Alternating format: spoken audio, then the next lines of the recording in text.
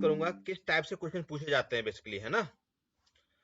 तो first all आपको okay sir. मैं जीरो से बात करता हूँ। तो पहले पूछा जाएगा आपको एसपीसी क्या है। तो एसपीसी की आपके पास लॉन्ग फॉर्म पता होना चाहिए। लॉन्ग फॉर्म क्या है एसपीसी की? लॉन्ग फॉर्म कहने का मतलब है आपका इसकी ये फुल फॉर्म। तो एसपीसी की फुल फॉर्म क्या है ओके आपका? स्टैटिकल प्रोसेस कंट्रोल, यही होता है। इसके ओके। जानते यस सर। है ना।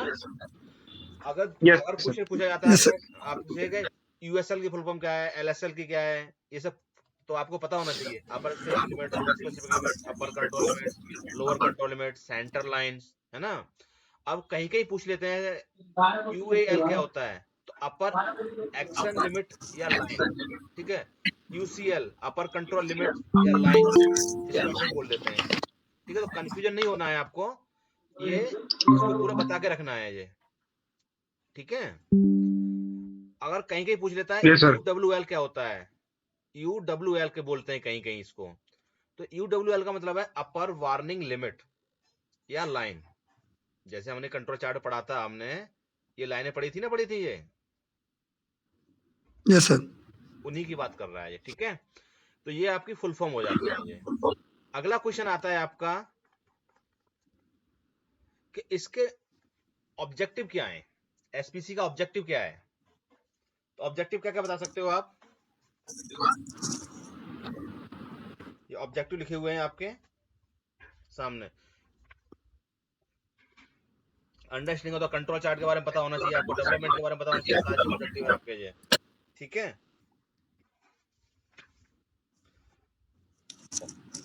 और टू इंश्योर एबिलिटी और रनिंग प्रोसेस, है ना। कि रनिंग प्रोसेस के बारे में बात करते हैं, स्टेबिलिटी आपकी रनिंग प्रोसेस में क्या है आपका ये।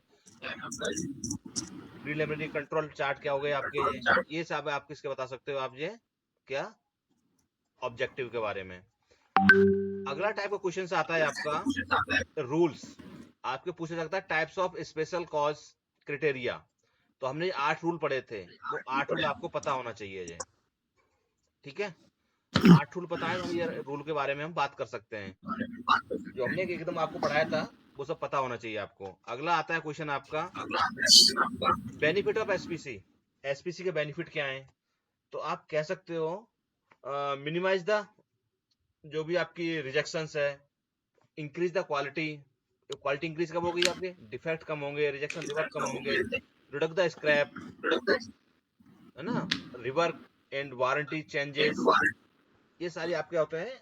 कस्टमर सेटिस्फेक्शन, कॉस्ट रिडक्ट, इस टाइप से आप बेनिफिट बता सकते हो इसके ये। अगला आता है आपका वारंटी क्लेम मतलब क्या होता है? Warranty claim. होता है कि जैसे आपकी मोबाइल की वारंटी 1 साल होती है, हाँ हाँ। मोबाइल 1 साल में खराब होता है तो आपको उसके बदले में या तो चेंज करके देता है या फिर दूसरा रिपेयर करके देता है वारंटी में। ऐसे ही कार अच्छा, की वारंटी आती है, 1 साल वारंटी दी हुई है, तो 1 साल में अगर कोई पार्ट खराब होता है तो कंपनी चेंज करती है उसको। ठीक है, वो वारंटी है। हाँ, वही वारंटी होती है। कहते हैं गारंटी वारंटी, गारंटी होती है रिप्लेस करके देना, वारंटी होती है हम सही करके दे देंगे उसको। ठीक है ठीक है, मुझे लगा कि इसमें कुछ और होता होगा इसका मतलब। नहीं नहीं नहीं नहीं, ठीक है। अगला पूछ सकता है आपका सीपी और सीपी के कितना चाहिए, गुड सीपी की कितना चाहिए, सीपी सीपी गुड कितनी अच्छी होनी चाहिए। तो सीपी सीपी के अगर गुड के लिए तो आप बात करें तो 2 रहेगी तो ज्यादा बेटर रहती है। 2 सीपी आ रही है तो अच्छा है, ठीक है। बाकी आप मानते हैं तो 1.33 से अब हम हमारी चाहिए सीपी सीपी के तो बेटर है। अगर हम 2 सीपी लेते हैं तो हम टॉलरेंस में बात करी थी 50% हम इस पे यूज कर रहे हैं विद इन द सिग्निफिकेंटली में, है ना। तो हम ये यूज करते हैं। और दूसरी बात करी थी हमने सीपी और सीपी के इक्वल हो सकते हैं कब, जब हमारा प्रोसेस सेंटर्ड होगा। तो अगर हमारा सीपी सीपी के कम कब होगा, जब सेंटर से हमारा शिफ्ट होगा। हमारा प्रोसेस या तो इधर शिफ्ट हो जाए या इधर शिफ्ट हो जाए, तो हमारा सीपी सीपी के सीपी कम हो जाएगा। सीपी कम कब होगा, स्प्रेड बढ़ेगा, तो स्प्रेड होगा तो सीपी बढ़ जाएगा हमारा, ठीक है। ये हमने बात करी थी। तो वही है आपका सीपी इक्वल हो सकता है जब हमारा प्रोसेस सेंटर्ड होगा। क्लियर है? इस टाइप से क्वेश्चन पूछा जा सकता है, मैं वो बताने की कोशिश कर रहा हूँ आपको, समझाने की कोशिश कर रहा हूँ मैं, ठीक है। अब आपने बात करते हैं कि सीपी हम 3 स्टैंडर्ड डेविएशन क्यों लेते हैं। यहाँ पे हमने बात करी 3 स्टैंडर्ड डेविएशन की सीपी में, तो ये क्यों लेते हैं हम।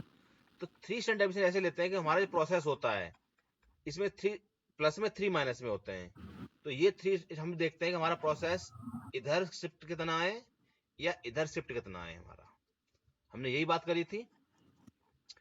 या तो मीन से आपका लोअर साइड या अपर साइड या लोअर साइड, किधर शिफ्ट हो रहा है प्रोसेस आपका, इसके लिए यही जानना चाह रहे थे हम। इसीलिए इसका फॉर्मूला क्या था हमारा, इसमें फॉर्मूला देखा था हमने x माइनस LSL, ये लोअर साइड के लिए हो गया, अपर साइड के लिए हो गया USL माइनस x और 3 टाइम स्टैंडर्ड डेविएशन होता है R बार अपॉन D2, ठीक है। तो हमें यही पता लगाते हैं कि हमारा बैंड अपर साइड शिफ्ट हो रहा है या लोअर साइड शिफ्ट हो रहा है, इसीलिए हमें 3 सिग्मा का यूज करते हैं। क्लियर है, कोई क्वेश्चन है तो यस पूछ सर। जाना यहाँ पे मेरे को, ठीक है। अभी मैं क्वेश्चन करूंगा, इसके बाद अभी समझाने के बाद क्वेश्चन करूंगा, तो आपको फिर जवाब देना है। उसके बाद क्वेश्चन पूछ सकते हैं आपसे कि ये वैल्यू 1.33 क्यों लेते हैं हम। तो 1.33 वैल्यू लेते हैं तो हमारी इसमें रिजेक्शन लेवल 0.01% तक हो जाती है, इतना हमारा प्रोसेस स्ट्रांग हो जाता है, रिजेक्शन लेवल इतनी ही होती है इसमें। वो कैसे कि हम 4 सिग्मा में काम करने लगते हैं और जो बैंड होता है हमारा टॉलरेंस का वो 8 हो जाता है ना, 4 इधर 4 इधर, और यील्ड हमारी ये आती है, अगर पीपीएम की बात करें तो ये पीपीएम हो जाता है हमारा, ठीक है। इसलिए हम इसको हम सीपी कितने लेते हैं 1.33 लेते हैं, जिससे हमारी रिजेक्शन लेवल बहुत कम हो जाती है, प्रोडक्ट स्क्रैप हमारे कम बनते हैं, टोटल प्रोडक्ट स्क्रैप हमारे इस केस में बनते हैं, अगर हमारा ये प्रोसेस इतना स्ट्रांग है तो। क्लियर है। अगला क्वेश्चन पूछा जा सकता है कि पीपीपीपीके का जो फार्मूला क्या है। तो पीपीपीपीके के फार्मूला में ओनली सिग्मा का फर्क है, जो इसमें टोटल वेरिएशन का हम फार्मूला यूज करते हैं वो ये वाला फार्मूला यूज करते हैं, ये आपको बताया था मैंने, ठीक है। दूसरा फार्मूला था सीपीसीपीके का फार्मूला क्या है, इसमें बस फर्क है R bar upon D2, standard deviation का फर्क है दोनों में, और कोई फर्क नहीं है, फार्मूला सेम है। इसको बोल सकते हैं हम विदिन, जो हमारे प्रोसेस कैपेबिलिटी बोलते हैं, इसको प्रोसेस परफॉर्मेंस बोलते हैं। इसको और ब्रीफली से समझा सकते हो आप, जब हम सीपी कैलकुलेट करते हैं सीपी के, तो सब ग्रुप बना के लेते हैं हम, 1 2 3 4 ऐसे सब ग्रुप बना लेते हैं ये हम।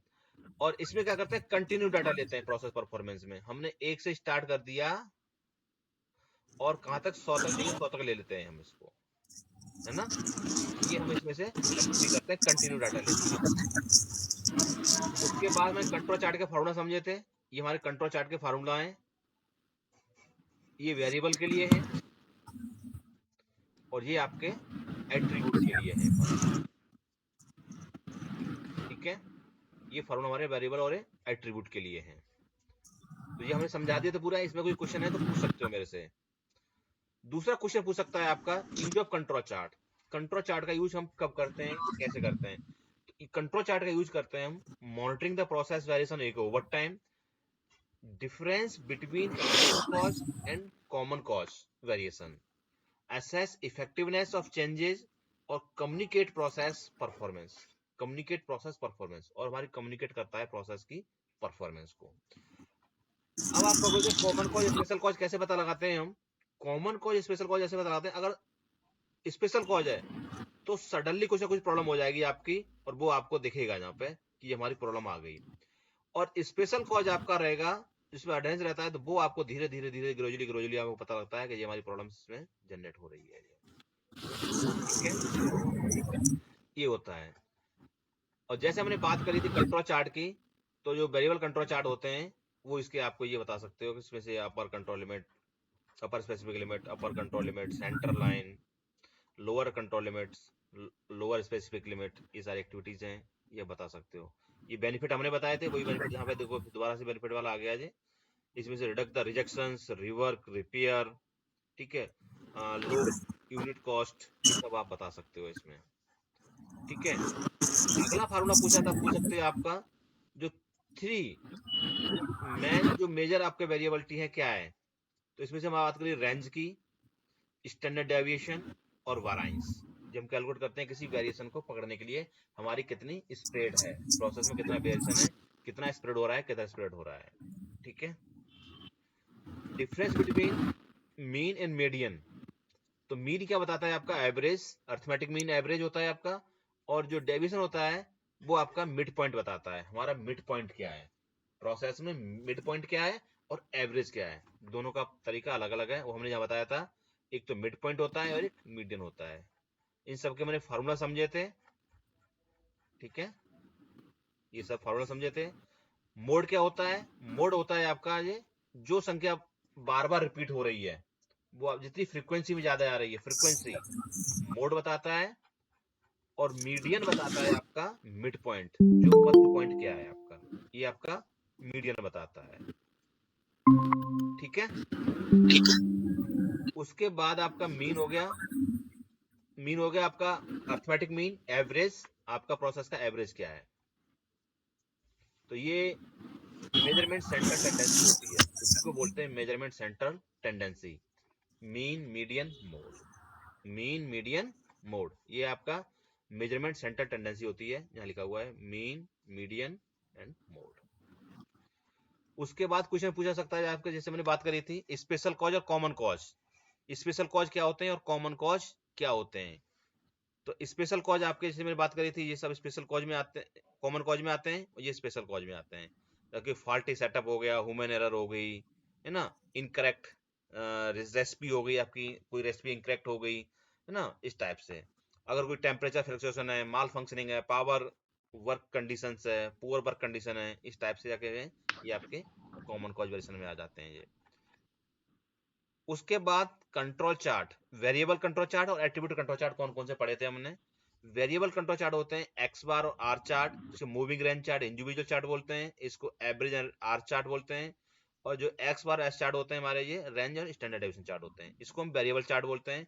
एट्रीब्यूट चार्ट होते हैं आपके C chart, U chart, NP chart और पी चार्ट, ये number of non conformative product के लिए होते हैं, जो हमने डिफेक्ट और डिफेक्टिव की बात करी थी वो इसके अंतर्गत आते हैं।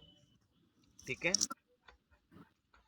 उसके बाद हमने डाटा समझा था, डाटा का वेरिएशन कितने प्रकार का होता है, तो डाटा दो प्रकार का होता है, एक वेरिएबल एक एट्रीब्यूट। वेरिएबल को हम बोलते हैं कंटिन्यूअस डाटा या क्वांटिटेटिव डाटा, एट्रीब्यूट डाटा को बोलते हैं डिस्क्रिएट डाटा या क्वालिटेटिव डाटा, क्वालिटेटिव डाटा।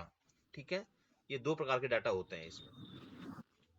ठीक है, तो ये समझ में आ गया होगा आपको। उसके बाद तीसरा क्वेश्चन होता है एसपीसी और एमएसए में डिफरेंस क्या है। तो हम एमएसए में हम मेजरमेंट की स्टडी करते हैं, इसमें से बायस, लीनियरिटी, स्टेबिलिटी और रेजुलेशंस देखते हैं, और गेज आर देखते हैं, एनडीसी वैल्यू देखते हैं। अगर हम एट्रीब्यूट की बात करें तो इसमें हम देखते हैं effectiveness, false alarm, miss rate, kappa value. अगर हम एसपीसी की बात करें तो इसमें सीपीसीपी के, पीपीपीपी के, सीएमसीएम के और वेरिएबल और एट्रीब्यूट कंट्रोल चार्ट की हम स्टडी करते हैं इसमें। ये हमारे प्रोसेस का वेरिएशन बताता है, ये हमारे इंस्ट्रूमेंट का वेरिएशन बताता है, यही दोनों में डिफरेंस है। ठीक है, बाकी हमने बात करी तो ये बात करी, अब ये हो गए आपके 5 कोड टूल। जो आपके 5 कोड टूल हैं, ये 5 कोड टूल होते हैं, उसमें से हमने एक पे बात करी थी एसपीसी पे, और जो 2 तारीख से क्लास चालू होने वाली है वो पीपेप की क्लास चालू होने वाली है, इसको आप भी ज्वाइन कर सकते हैं, ये भी आपकी class production part approval process. तो ये क्वेश्चन थे, मैंने कुछ 10 एक 20 क्वेश्चन बना के बताए आपको, इसमें से ये आपको काफी एसपीसी से रिगार्डिंग थे सारे, और इसी टाइप से क्वेश्चन आप और भी बना सकते हो। तो मैंने आपको ये 21 क्वेश्चन बना दिए आपके। ठीक है, तो ये क्वेश्चन आपको समझ में आए, या इसमें से कोई क्वेश्चंस है, कोई इंक्वायरी है, वो मेरे से पूछ सकते हो।